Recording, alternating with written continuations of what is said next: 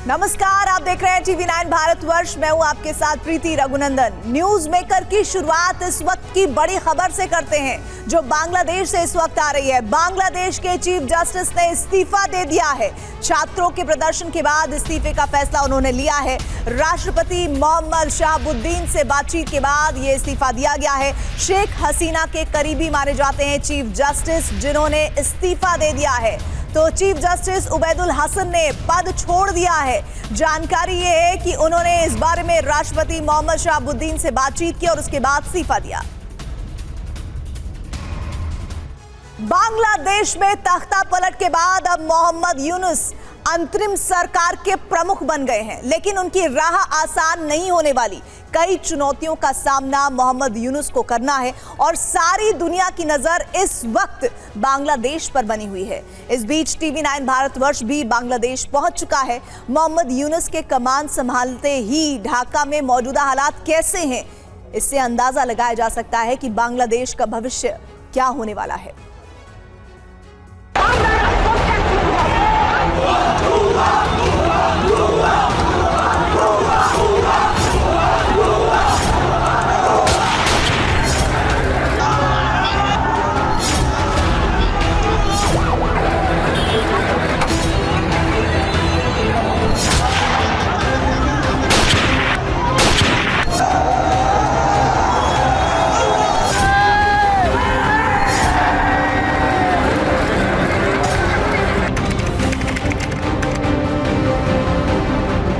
आलीशान घर में घुसकर हंगामा करते छात्र।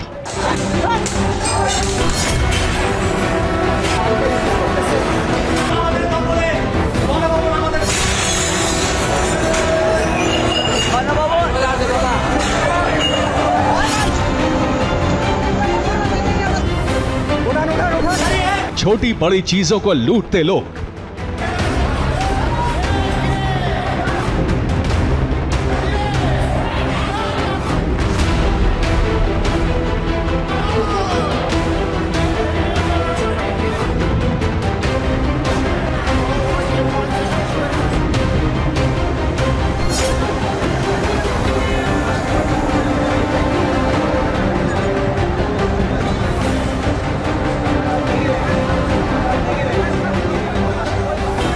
सड़कों से गायब पुलिस।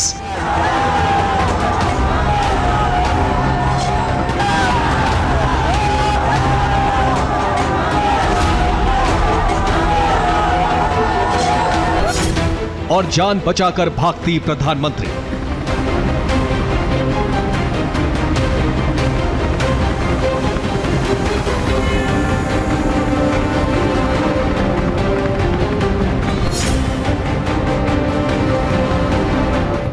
क्या ये बांग्लादेश में शांति की आहट है?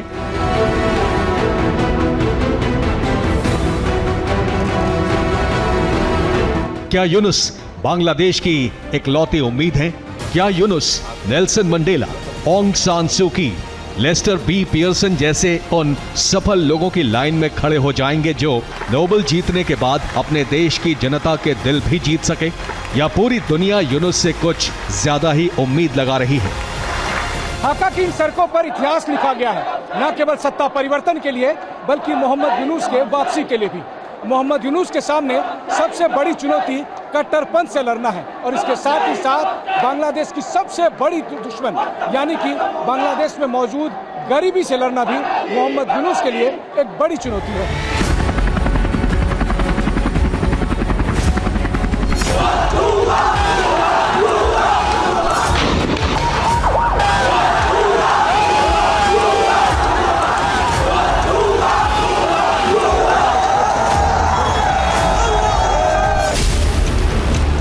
कौन है मोहम्मद यूनुस? शेख हसीना से उनकी अदावत का इतिहास क्या है? सब आपको आगे तफसील से बताएंगे।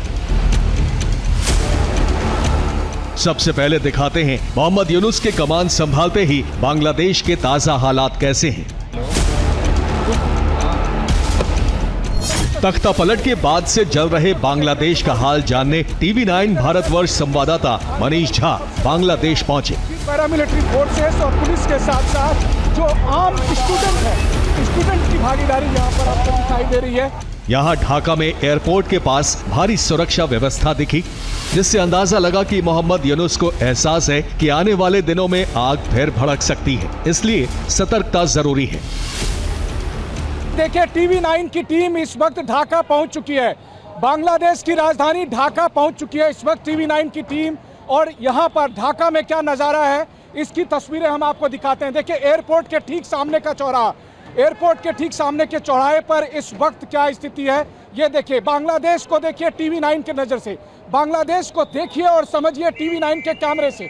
और इस वक्त एयरपोर्ट से निकलने के बाद ही लगातार सड़कों पर यहाँ पर आपको आर्मी के, पैरामिलिट्री फोर्सेस के और बांग्लादेश की जो ढाका पुलिस है उनके लोग दिखाई देंगे। मैं यहाँ पर अपने कैमरा सहयोगी गंगा को कहूँगा कि वो चारों तरफ से दिखाए। देखिए, एक तरफ आप देख रहे हैं ढाका का एक बाजार का हिस्सा, यहाँ पर दुकानें और यहाँ पर ट्रैफिक, वहीं दूसरी तरफ का नज़ारा हम आपको दिखाएं कि चारों तरफ, केवल मैं इस जगह को दिखाने की आपको कोशिश करता हूँ और इस जगह को देखकर समझिए आप कि ढाका में अभी क्या स्थिति है।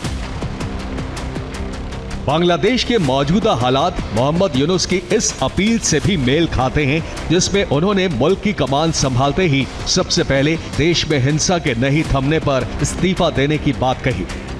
ऐसा इसलिए क्योंकि भले ही हिंसा शेख हसीना के विरोध से शुरू हुई, सड़कों पर कोहराम मचा रहा, प्रदर्शनकारियों का सैलाब शेख हसीना के आलीशान आधिकारिक आवास गण भवन में दाखिल हुआ।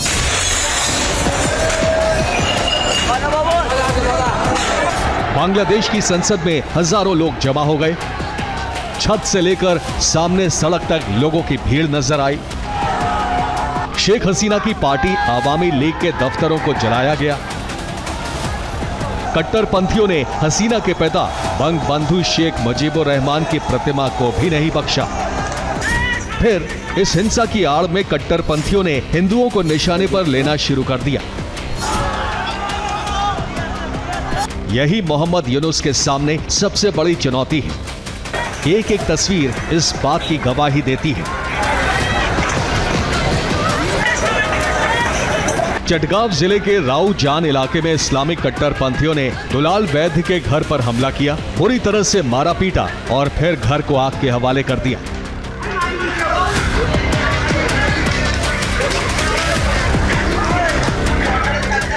बांग्लादेश में गुमनाम हिंदू ही नहीं, नामचीन हस्तियां भी कट्टरपंथियों के निशाने पर हैं। ये जलता आशियाना मशहूर गायक राहुल आनंद का है, जो राजधानी ढाका के चर्चित धन मंडी 32 इलाके में है। लेकिन शायद हिंदू होने की वजह से राहुल आनंद का घर कट्टरपंथियों की आंख की किरकिरी बन गया। ऐसे में भीड़ ने घर में घुसकर तोड़फोड़ की, लूटपाट मचाई और फिर आग लगा दी। वो तो गनीमत थी कि राहुल आनंद अपनी पत्नी और बेटे के साथ वक्त रहते घर से भाग निकले, वरना तीनों का कितना खौफनाक अंजाम होता, सोचकर ही कोई भी सिहर जाएगा।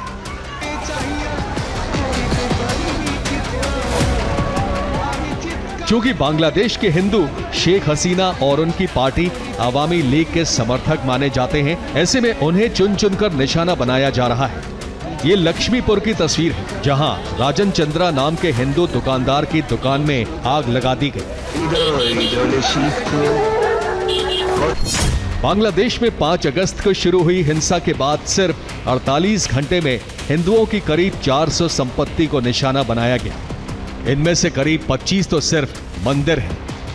बांग्लादेश में अल्पसंख्यकों के लिए काम करने वाली संस्था हिंदू बौद्ध ईसाई एकता परिषद के मुताबिक देश के 64 में से 30 जिलों में हिंदुओं पर हमले की घटनाएं सामने आई हैं। यानी अमन कायम करना बांग्लादेश और मोहम्मद यूनुस के लिए सबसे बड़ा चैलेंज है। जो इस्लामिस्ट फोर्सेस बांग्लादेश में अपने एजेंडा और अपने ईथोज, अपने वैल्यूज़ को बांग्लादेश में मजबूत करना चाहेंगे, उनको उनसे उनकी पॉलिसीज़ को इन्फ्लुएंस करना चाहेंगे, तो उनके साथ कैसे उनको कोऑप्ट करेंगे, उनके साथ कैसे सामंजस्य बढ़ाएंगे, एक पहला बहुत बड़ा चुनौती है। दूसरा बहुत बड़ा चुनौती है कि जो बांग्लादेश में लिबरल, सेकुलर, प्रोग्रेसिव जो मुस्लिम्स हैं और जो हिंदू माइनॉरिटी हैं, उनके अधिकारों की और उनकी आवाज़ को कितना वो प्रोटेक्ट कर पाएंगे, उनको कितना साथ में लेके चलेंगे, एक बहुत बड़ा चुनौती है। जिस तरीके से हमले हो रहे हैं, जिस तरीके से उनका परसिक्यूशन हो रहा है, अत्याचार हो रहा है, तो एक चुनौती है जो मोहम्मद यूनुस सरकार कितना कर पाएंगी, एक बड़ा सवाल है। हालांकि मोहम्मद यूनुस की राह में दुश्वारियां और भी हैं, लेकिन अतीत उन्हें चुनौतियों का मुकाबला करने वाली शख्सियत के तौर पर दिखाता है। मोहम्मद यूनुस का जन्म 28 जून 1940 को गुलाम और अविभाजित भारत में हुआ। मोहम्मद यूनुस बंगाल के चिटगांव में एक जौहरी हाजी मोहम्मद सौदागर के घर पैदा हुए थे। ढाका यूनिवर्सिटी से इकोनॉमिक्स की शुरुआती पढ़ाई के बाद वो अमेरिका चले गए, जहां उन्होंने पीएचडी की और इकोनॉमिक्स पढ़ाने लगे। यूनुस बांग्लादेश की आजादी के बाद देश लौटे। उन्होंने चिटगांव यूनिवर्सिटी में इकोनॉमिक्स डिपार्टमेंट के हेड का पद संभाला। ये वो दौर था जब देश की हालत ठीक नहीं थी। 1971 की जंग के बाद बांग्लादेश के लाखों लोग 2 वक्त की रोटी को तरस रहे थे। इन लोगों को रोजाना गरीबी से जूझते देख यूनुस का इकोनॉमिक्स पढ़ाने से मन टूट गया। उन्होंने इसे फिजूल का विषय बताया। टाइम मैगजीन को दिए एक इंटरव्यू में उन्होंने कहा, इकोनॉमिक्स ने मुझे ये नहीं बताया कि लोगों की भूख कैसे मिटाई जा सकती है। इसके बाद मैं अपने आसपास के गांवों में भटकने लगा और लोगों की भलाई के मौके तलाशने लगा। मोहम्मद यूनुस से जुड़ा एक और दिलचस्प किस्सा अक्सर सुनाया जाता है। एक दिन किसी गांव से गुजरने के दौरान यूनुस की नजर एक महिला पर पड़ी जो अपनी झोपड़ी के बाहर बांस की टेबल बना रही थी। महिला से बातचीत करने पर पता चला कि उसने एक सूदखोर से 500 टका लोन लिया हुआ है।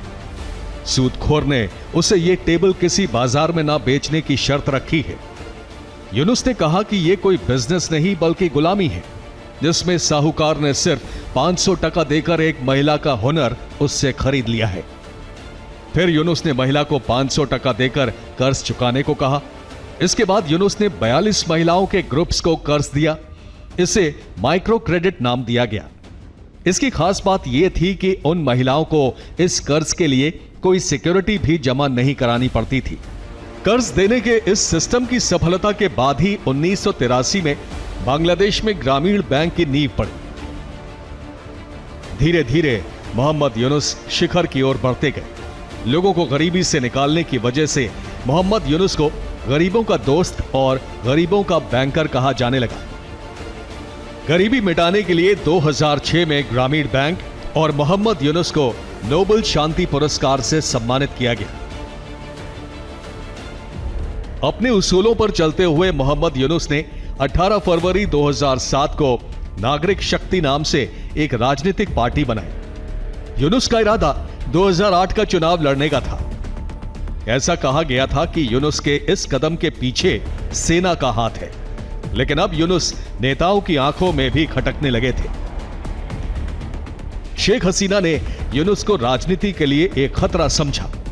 उन्होंने बिना नाम लिए कहा, राजनीति में नए लोग अक्सर खतरनाक होते हैं। उन्हें संदेह की नजर से देखा जाना चाहिए। ये देश को फायदा पहुंचाने से अधिक नुकसान पहुंचाते हैं।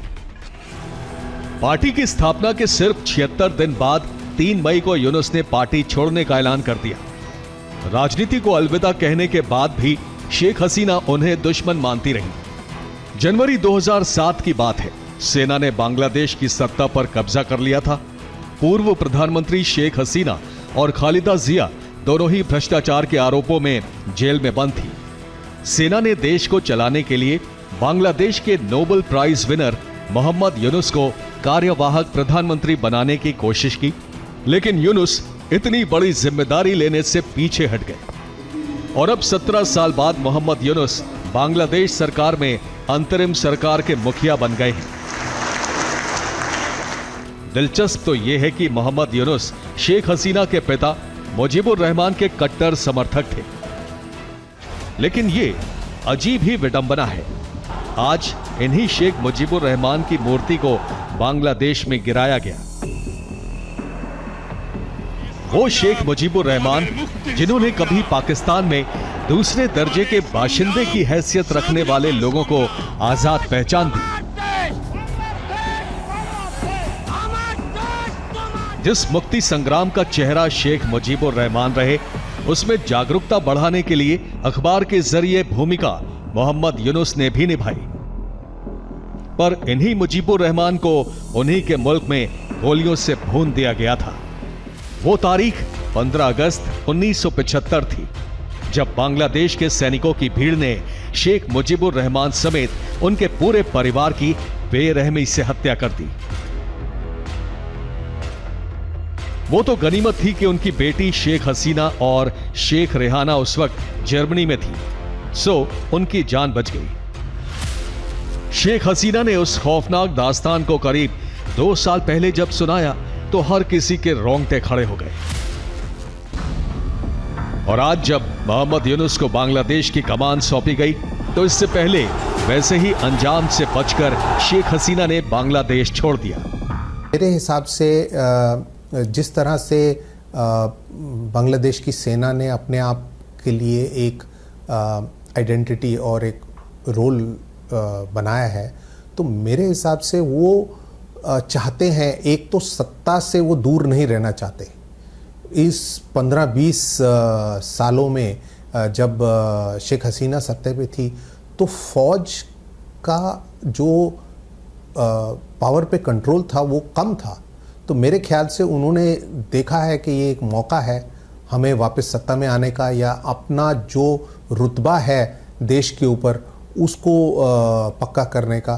तो मेरे हिसाब से सेना ने ये मौका देखा है और मौके का फायदा उठाया। दुनिया में प्रसिद्ध अर्थशास्त्री के तौर पर पहचान रखने वाले मोहम्मद यूनुस के सामने चुनौती बांग्लादेश की अर्थव्यवस्था को पटरी पर रखने की भी होगी। हैरानी की बात तो यह है कि बांग्लादेश में शेख हसीना की सरकार साल 2009 से सत्ता में थी। अर्थव्यवस्था के मोर्चे पर नई ऊंचाइयों का श्रेय काफी हद तक शेख हसीना सरकार को जाता है। हसीना सरकार में बांग्लादेश ने किस तरह तरक्की की नई इबारत लिखी, इसकी बानगी चंद बयानों से लगाइए। विश्व बैंक ने कहा, बांग्लादेश ने गरीबी को कम करने में टिकाऊ प्रगति की है। ब्रुकिंग्स इंस्टीट्यूशन ने कहा, बांग्लादेश हाल के वर्षों में एशिया की सबसे उल्लेखनीय और अप्रत्याशित सफलता वाली कहानियों में से एक है। एशियाई विकास बैंक कह चुका है, बांग्लादेश साल 2026 में सबसे कम विकसित देशों के समूह से आगे बढ़ने की राह पर है, लेकिन इस बदलाव में चुनौतियां भी हैं। पर सवाल है, क्या अब बांग्लादेश की इस छवि को धक्का लग सकता है और क्या मोहम्मद यूनुस इसे तरक्की के रास्ते पर आगे ले जा सकेंगे? देखिए, मोहम्मद यूनुस निश्चित रूप से एक लिबरल, प्रोग्रेसिव और सोशल जस्टिस की बात करने वाले व्यक्ति हैं। उनका जो काम है पॉवर्टी इरेडिकेशन और वीमेन एम्पावरमेंट पे, वो वर्ल्ड में उसको रिकॉग्नाइज किया, नोबेल प्राइज मिला। तो निश्चित रूप से उनका विजन, एक विजनरी लीडर है, एक विजनरी व्यक्तित्व है। अब वो गवर्नेंस का, देश को चलाना और गवर्नेंस, ये दोनों अलग मुद्दे हैं, क्योंकि बांग्लादेश आज के दिन बहुत कॉम्प्लिकेटेड कंट्री बन चुका है। मुझे उम्मीद है कि मोहम्मद यूनुस एक सुलझे हुए व्यक्तित्व हैं और एक अच्छा गवर्नेंस देने का प्रयास कर सकते हैं अगर उनको कंड्यूसिव एनवायरनमेंट बांग्लादेश में मिला, सपोर्ट मिला। जहां तक भारत से रिश्तों का सवाल है, बांग्लादेश और भारत के आम लोगों के रिश्ते भी हमेशा से अच्छे रहे हैं। ऐसे में उम्मीद जताई जा रही है कि मोहम्मद यूनुस के रहते भी संबंधों पर फर्क नहीं पड़ेगा। वहीं प्रधानमंत्री नरेंद्र मोदी मोहम्मद यूनुस को शुभकामनाएं देकर हिंदुओं के खिलाफ हो रही हिंसा के थमने की उम्मीद जता चुके हैं।